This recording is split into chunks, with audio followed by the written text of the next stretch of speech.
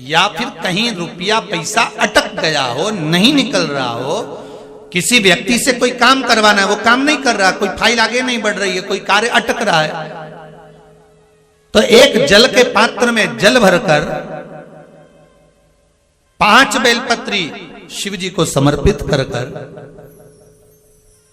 कुंदकेश्वर महादेव का नाम लेकर एक सफेद पुष्प बेलपत्री के ऊपर जो शिव जी को चढ़ाई है उस पर समर्पित कर जल जो लेकर गए हो, अपनी उस कामना को कर कि मेरा ये कार्य अटक रहा है, ये कार्य नहीं हो रहा, कुंदकेश्वर महादेव का नाम लेकर धीरे धीरे जल की धार चढ़ाइए। और एक बात हमेशा याद रखना, फिर निवेदन कर रहे हैं, अच्छे से समझ लेना, शंकर जी पर जब जल चढ़ता है, शिव जी का जब अभिषेक होता है, शंकर जी पर जब जल चढ़ाया जाता है, दूध चढ़ाओ, जल चढ़ाओ, कुछ भी चढ़ाओ, पर एक बात का स्मरण अपने जीवन में होना कि इतने ऊपर से मत चढ़ाना कि जल चढ़े और छींटे आपके ऊपर। बहुत ध्यान दीजिएगा।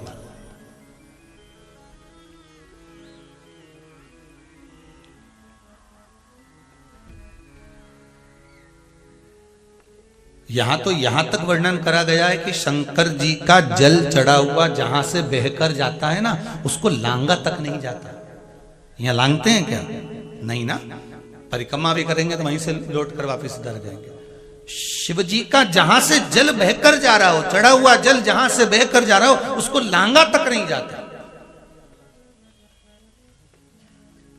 और कई लोग बड़े बड़े आनंद में शंकर जी पे इतनी ऊपर से जल चढ़ाएंगे तो वो छींटे पूरे अपने ऊपर आना चाहिए, शरीर पर आना चाहिए। नहीं नहीं, उसका दोष है महाराज, उसका दोष है।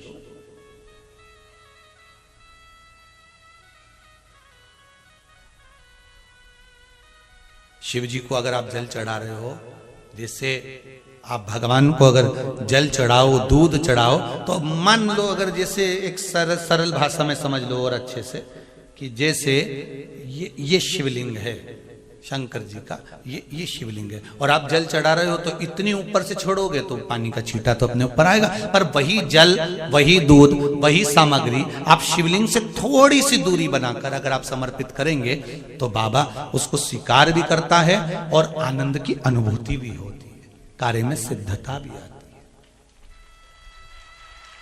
कार्य में उसकी सिद्धता भी होती है। अब तुम तो ऊपर से छोड़ रहे हो जिससे वो पानी तुम्हारे ऊपर ही आए, तो वो एक अलग प्रसंग है, बोलिए एक अलग विषय। बहुत ध्यान देना महाराज, भगवान को कभी भी कोई भी सामग्री, जैसे भगवान के मंदिर में अगर फूल चढ़ाने जा रहे हो, भगवान के मंदिर में अगर पुष्प समर्पित करने जा रहे हो, तो फूल का मुख अपनी ओर नहीं होना चाहिए। फूल का मुख कहां पर होना चाहिए? जम के बोलो जरा, भगवान की ओर।